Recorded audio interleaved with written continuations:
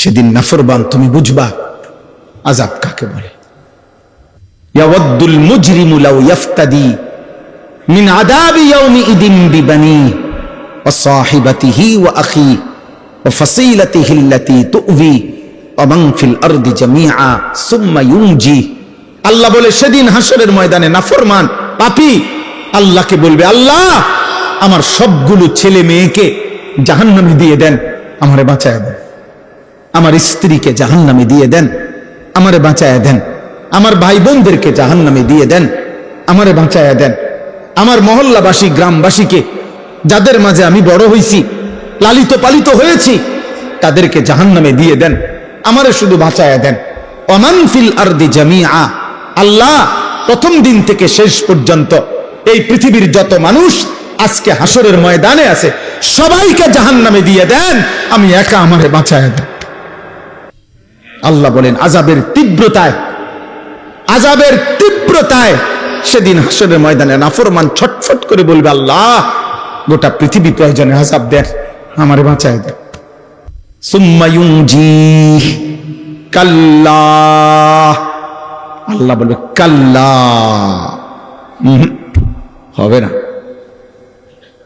হবে না নাফরমান। আজ আমি কারো পাপের বোঝা অন্য কারো উপরে চাপাবো না। ইন্নাহা লাযা, আর জাহান্নামের লেলিহান আগুনের শিখা, ধাউ ধাউ প্রজ্বলিত এই আগুনে তোমাকেই ফেলা হবে। নাযাআতাল লিশাওয়া, আর ফেললেই এক সেকেন্ডে নাফরমান তোমার সমস্ত চামড়া খসে ফেলবে, তুলে ফেলবে, চামড়া খসে ফেলবে। আল্লাহ আমাকে মাফ করে দেন। এজন্য বাপ, ছেলেরা, বয়স্ক বাপ, কাউরে আল্লাহ লম্বা হায়াত দিছেন, আপনি ধোকা খাইছেন অনেক দিন হায়াত পাইয়া। কাউরে আল্লাহ জওয়ানি দিছে, তুমি যৌবন পাইয়া মনে করছ আল্লাহ কিসের, আবার ইবাদত কিসের, আখিরাত কিসের। অথচ এক অনিবার্য বাস্তবতা, সেটা হলো মৃত্যু 24 ঘন্টা আমাদের সাথেই থাকে। মৃত্যু আমাদের কাছে না দূরে? 24 ঘন্টা। রাসূলুল্লাহ সাল্লাল্লাহু আলাইহি ওয়াসাল্লাম ইরশাদ করেছেন, সালাসুন মান কুন্না ফীহি ওয়াজাদা হালাওয়াতাল ঈমান। তিনটি বিষয় এমন আছে, তিনটি অভ্যাস, তিনটি জিনিস কোন মুমিনের মধ্যে, যার মধ্যে আছে, আল্লাহ নবী সাল্লাল্লাহু আলাইহি সাল্লাম বলেন সে ঈমানের স্বাদ মজা পেয়ে গেল, ঈমানের স্বাদ পেল। এক নাম্বার হলো আইয়াকুন আল্লাহু ওয়া রাসূলুহু আহাব্বা ইলাইহি মিম্মা সিওয়াহুমা। আল্লাহ এবং তার রাসূল যার কাছে তার জীবনের সবকিছু, দুনিয়ার সবকিছু চাইতে সর্বাধিক প্রিয়। একটা সুন্দর কথা, মাশাআল্লাহ। আমি আইসাই প্রথম আব্দুস সবুর যে কথাটা বলছে, আমিও খেয়াল করলাম যে চমৎকার কথা, লক্ষণীয় একটা কথা, যে আমাদের কোনো কবরবাসীর জন্য এটা না বলা যে আল্লাহ তাকে জান্নাতের সর্বোচ্চ মাকাম দান করেন। কারণ সর্বোচ্চ মাকাম তো কার? রাসূলুল্লাহ সাল্লাল্লাহু আলাইহি সাল্লামের জন্য। এইটাই আইসা আমি প্রথম শুনছি, সে বলতেছে ওই সময়, তখন আমি ওযু করতেছি। মাশাআল্লাহ, এটা একটা সুন্দর কথা, একটা দারুণ তথ্য, ছোট্ট কথা কিন্তু মনে রাখার মতো, যে আমরা আমাদের মাইয়েতের জন্য এটা দোয়া করতে পারি যে আল্লাহ তাকে জান্নাতের উঁচা মাকাম দান করে, আলা মাকাম দান করে। এবার কতটুকু উঁচা সেটা আল্লাহ তাআলার ফয়সালা। সেটা কার ফয়সালা? আল্লাহ তাআলার ফয়সালা। সর্বশেষ যেই ব্যক্তি জান্নাতে ঢুকবে, শেষ তো তার জান্নাতটাও 10 দুনিয়া বরাবর, 10 দুনিয়া বরাবর। আর দুনিয়া ও আশারাতু আমসালিহা, দুনিয়া এবং 10টা সমপরিমাণ। সুবহানাল্লাহ। তাইলে বললাম আল্লাহ এবং তার রাসূল যার কাছে সবচেয়ে প্রিয়, এই হলো এক নাম্বার। এইটা, এই গুণ যার মধ্যে আছে, সে ঈমানের স্বাদ, ঈমানের মজা পেল। 2 নাম্বার, ওয়া আন ইউহিব্বাল মারউ লা ইউহিব্বুহু ইল্লা লিল্লাহ। এই যে কোনো মানুষকে ভালোবাসলো শুধুই কেবল আল্লাহর জন্য, আল্লাহ নবী সাল্লাল্লাহু আলাইহি সাল্লাম বলেন এই ব্যক্তিও ঈমানের স্বাদ মজা পেয়ে গেল। ভালোবাসলো কার জন্য বলেন? আল্লাহর জন্য। এই কথাটাই বলতেছি। আর 3 নাম্বার হলো যে ব্যক্তি ঈমান গ্রহণ করার পর, মুসলমান থাকার পরে কুফরিতে লিপ্ত হওয়া, আল্লাহর নাফরমানিতে লিপ্ত হওয়াকে এমন অপছন্দ করে যেমন কোন মানুষ আগুনে নিক্ষিপ্ত হওয়াকে অপছন্দ করে। ওয়া আন ইয়াকরাহা আন ইয়াউদা ইলাল কুফর কামা ইয়াকরাহু আন ইউকযাফা ফিন নার।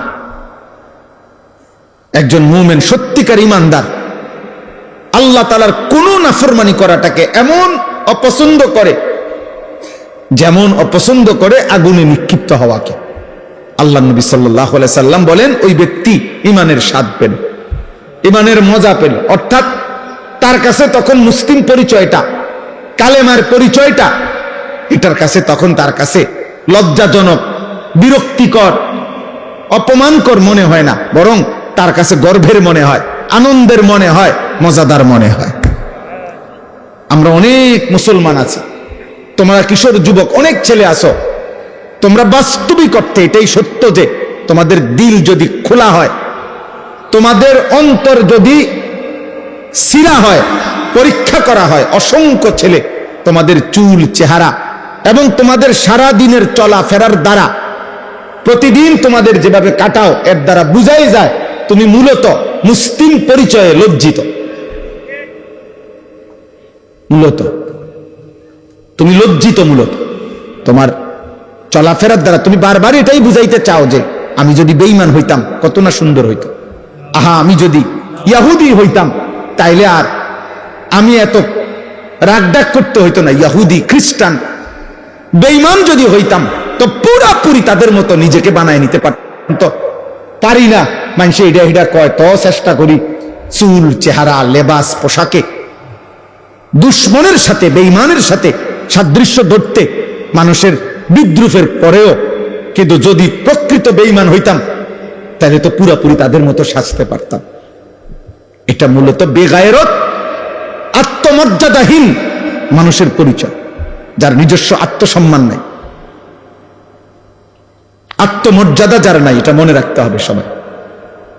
যার আত্মমর্যাদা না, বেগায়রত মানুষ, আত্মসম্মান নাই, যার নিজস্ব কোনো স্বকীয়তা নাই, স্বকীয়তা, ইস্তেকামাত নাই, দৃঢ়তা নাই, এটা এই মানুষদের পরিচয়। নাই তো বলো ভাই কি কারণ থাকতে পারে?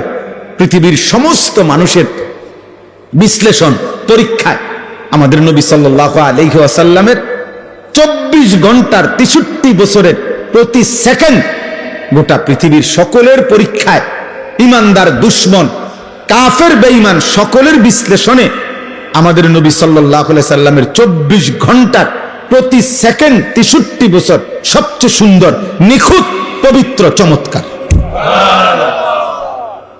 যার হাসি, কান্না, আনন্দ, বেদনা, উচ্ছ্বাস, হাঁটা, চলা, পেশাব, পায়খানা, আহার, নিদ্রা, চুল, চেহারা, লেবাস, পোশাক, ঘর, সংসার, পরিবার, সকল ব্যাপারে যার সবকিছুই সুন্দর, সবকিছুই যৌক্তিক, সবকিছুই বাস্তবসম্মত, তাহলে এটা নিশ্চিত প্রমাণিত, এটা একটা একদম প্রমাণিত কথা, আমাদের কাছেও প্রমাণিত।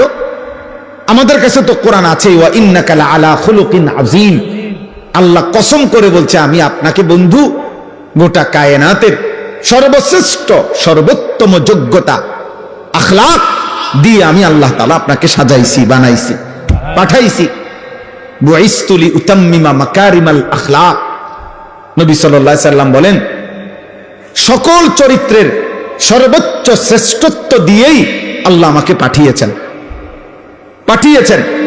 এটা তো কোরআন সুন্নাহ দ্বারা প্রমাণিতই। এমনকি কাফের বেঈমানদের যুক্তি, বৈজ্ঞানিক গবেষণা দ্বারাও এটা প্রমাণিত। তাহলে কি যুক্তি থাকতে পারে? আমার কথা হলো রাসূলুল্লাহ সাল্লাল্লাহু আলাইহি সাল্লামের সুন্নাতের মোকাবেলায় সাহাবায়ে কেরামের চলন বলনের মোকাবেলা। ও বললো এখন মৌলানা আব্দুস সবুর আপনাদের সামনে যে নবী সাল্লাল্লাহু